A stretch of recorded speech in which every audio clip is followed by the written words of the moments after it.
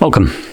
In front of me is a OPPO Reno 10, and today I will show you a couple tweaks and the tricks you can do on this device.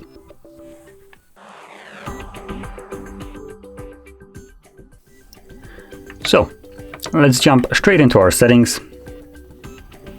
And I'm going to begin with the display and the brightness, which will consist of a bunch of different things that we have right here.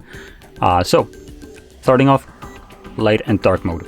Right now we are in light mode. I do personally prefer a light mode for recording just because it looks a little bit better, but we do have obviously the switch right here, which nowadays almost every Android does have it. What not every Android does have nowadays is the schedule switch. So when enabled, it will allow you to choose automatic switching between light and dark mode, either based on sunset to sunrise or on a custom timer.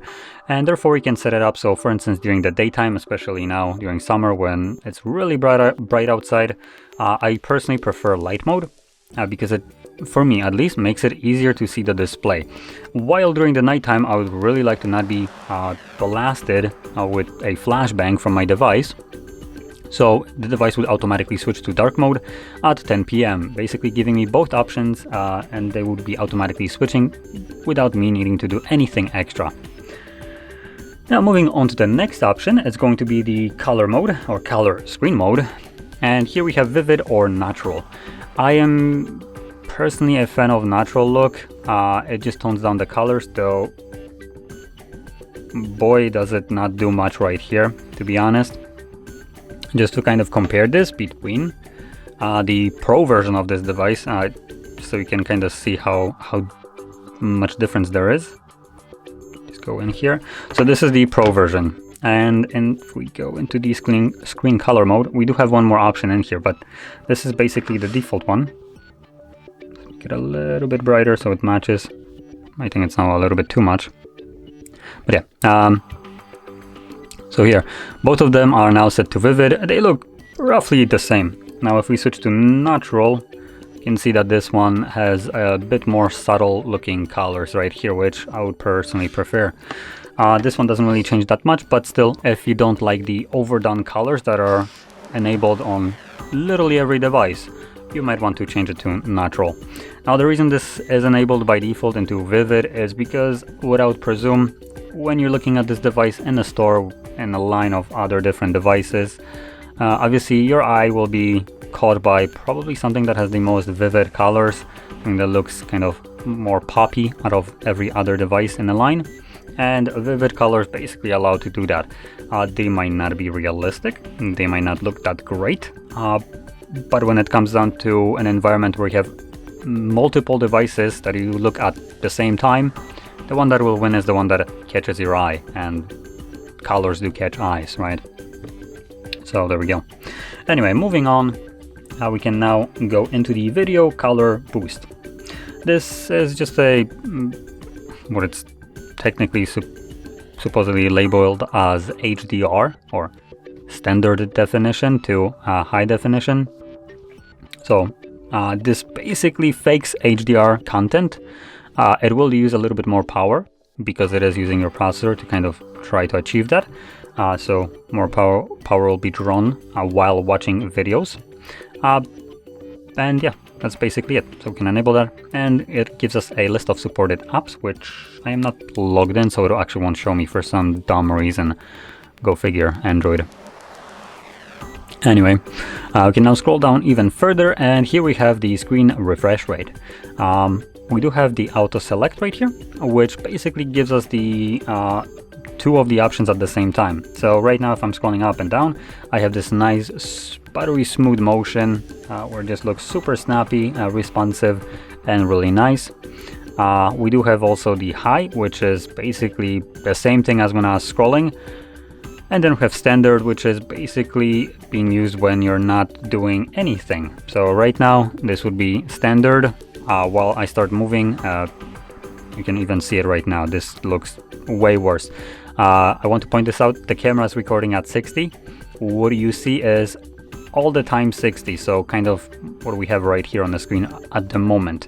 The only difference is when I switch to the 120 or auto, you can see that it is much smoother.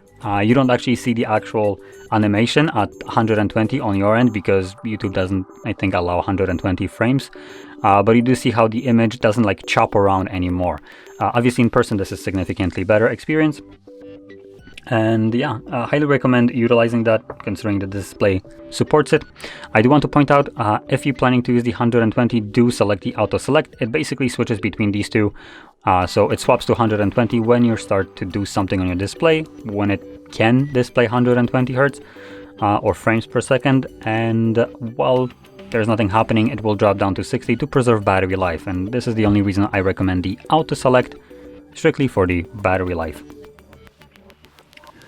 Now, moving on to another thing, we're gonna now leave the actual display mode. We have the sidebar right here. Now it is barely visible at an angle, you can kind of see it right now.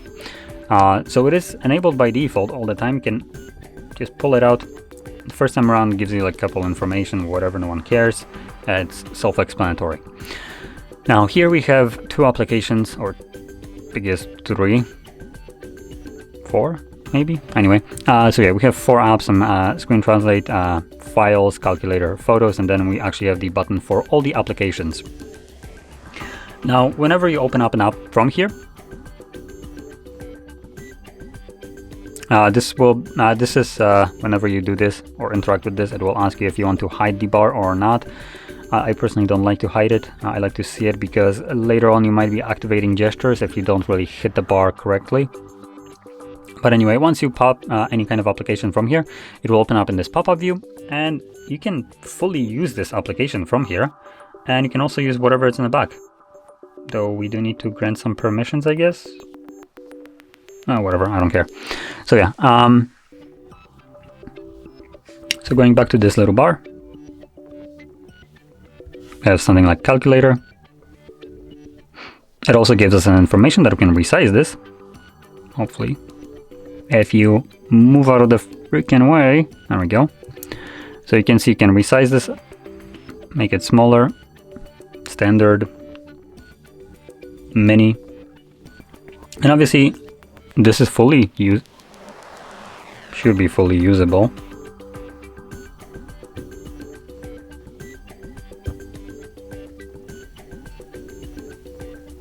I guess it's not, though it's now.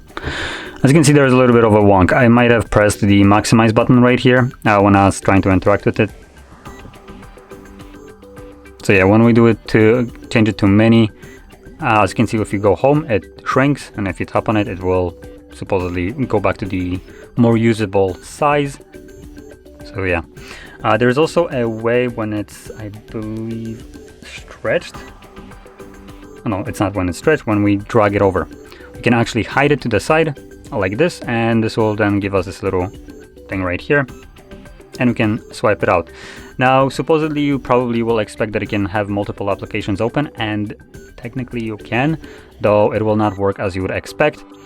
This little pop-up that is on the side right here, if we can go get it back, is only going to show one application, and only one application can be drawn out of it, which is a little bit of a kind of missed opportunity. It could have had more applications that it can use at the same time. You could have been able to maybe swipe it out and choose which one you want. I think that's how it's supposed to work, considering I seen this kind of design on, I think, even OPPO, and it did work that way. So I don't know why it's not working like that here, or at least not on the Pro that I tracked.